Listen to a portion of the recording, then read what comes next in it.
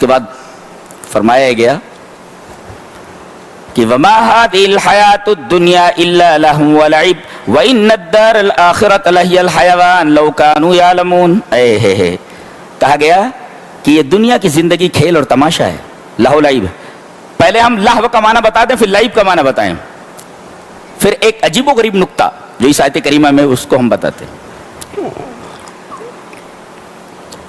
یہ دنیا لہو اور لعب ہے, کھیل اور تماشا ہے. لہو کسے کہتے ہیں اور لعب کسے کہتے ہیں؟ لہو کہتے ہیں کہ المیل عن الجد الی الہزل, سنجیدگی سے غیر سنجیدگی کی طرف مائل ہونا, یہ لہو ہے. کون نہیں چاہتا کہ میں سنجیدہ رہوں؟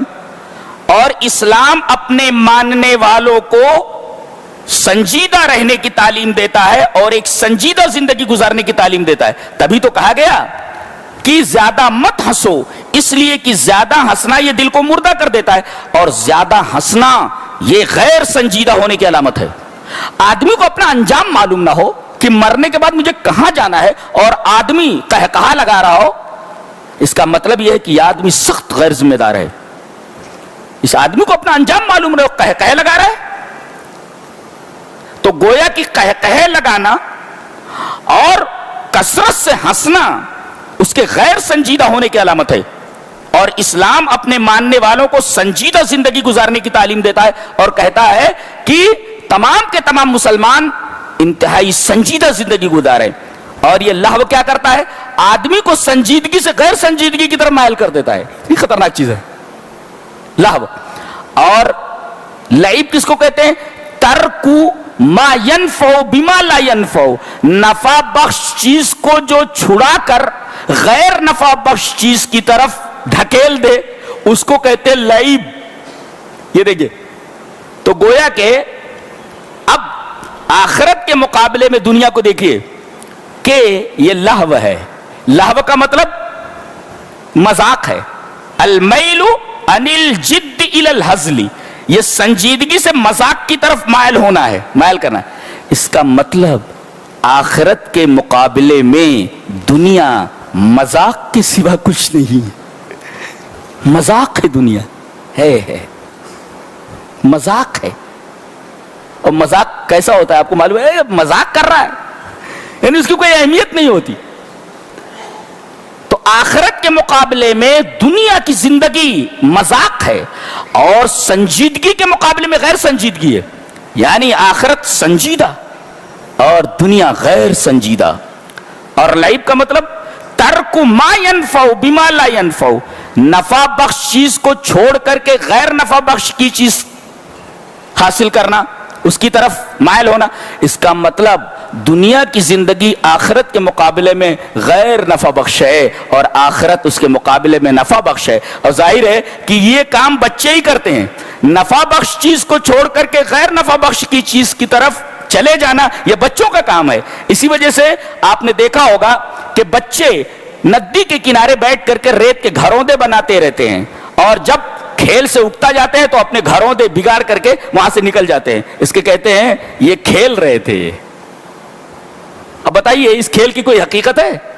تو آخرت کے مقابلے میں دنیاوی زندگی لہو و لعب کے سوا کچھ نہیں ہے. اگر آخرت سنجیدہ ہے تو دنیا غیر سنجیدہ, آخرت اگر نفع بخش ہے تو دنیا غیر نفع بخش ہے. اور بے وقوف ہی ہوگا وہ آدمی جو سنجیدگی کو چھوڑ کر کے مذاق کی طرف مائل ہو اور نفع بخش چیز کو چھوڑ کر کے غیر نفع بخش کی چیز کی طرف متوجہ ہو.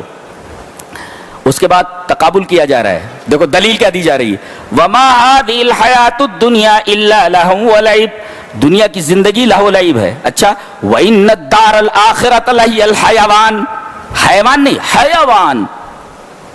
یہاں کہا کہ دنیا کے ساتھ حیات لایا گیا ہے اور آخرت کے ساتھ حیوان لایا گیا ہے.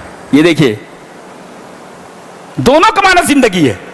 حیات معنی بھی زندگی اور حیوان کا مطلب بھی زندگی, لیکن دنیا کے ساتھ لفظ حیات لایا گیا ہے اور آخرت کے ساتھ حیوان لایا گیا ہے. دیکھ رہے ہیں آپ, وما هذه الحیات الدنیا, دنیا کے ساتھ حیات, وان الدار الاخرۃ لہی الحیوان, اور آخرت کے ساتھ حیوان. تو یہ حیات اور حیوان میں کیا فرق ہے؟ تو حیات کہتے ہیں ہی التی بعدہا موتن، ایسی زندگی جس کے بعد موت ہو، اسے حیات کہتے ہیں. اور حیوان کسے کہتے ہیں کہ حیاتن لا موت فیہا، ایسی زندگی جس کے اندر موت ہی نہ ہو. تو بے وقوف آدمی ہی ہوگا جو ایسی زندگی جس کے بعد موت ہے اس میں مشغول ہو کر کے ایسی زندگی کو بھلا دے جس زندگی کے بعد موت ہی نہیں ہے، جس زندگی میں موت ہی نہیں ہے. زندگی مل گئی تو اب اس کے اندر موت آنے والی نہیں ہے. تو حیات اور حیوان کا تقابل یہ بتاتا ہے کہ دنیا کی زندگی آخرت کی زندگی کے مقابلے میں کھیل اور تماشا ہے، لہو لعب ہے. دنیا کی زندگی ایسی ہے کہ جس کے بعد موت ہے، اور آخرت کی زندگی ایسی ہے کہ اس میں موت ہی نہیں ہے. ایک دفعہ مل گئی تو مل گئی. کون نہیں چاہتا کہ ہمیشہ کی زندگی مجھے مل جائے، مجھے موت نہ آئے، اور کبھی بوڑھا نہ ہو آدمی، نوجوان ہمیشہ رہے، وہ نوجوان رہے، اس کی بیوی نوجوان رہے، نعمتیں کبھی ختم نہ ہوں. کون نہیں چاہتا؟ اور یہ جو زندگی ہے یہ 60-65 سال کے بعد ختم ہو جانے والی. 100 بہت کم لوگ کراس کر پا رہے ہیں اب جی. تو یہ 100 سالہ 60-70 سالہ زندگی کے اندر مشغول ہو کر کے ایسی زندگی کو چھوڑ دینا جس میں موت نہیں ہے، یہ وہی آدمی کر سکتا ہے جس کا دماغ خراب ہو، جس کا دماغ خراب ہو.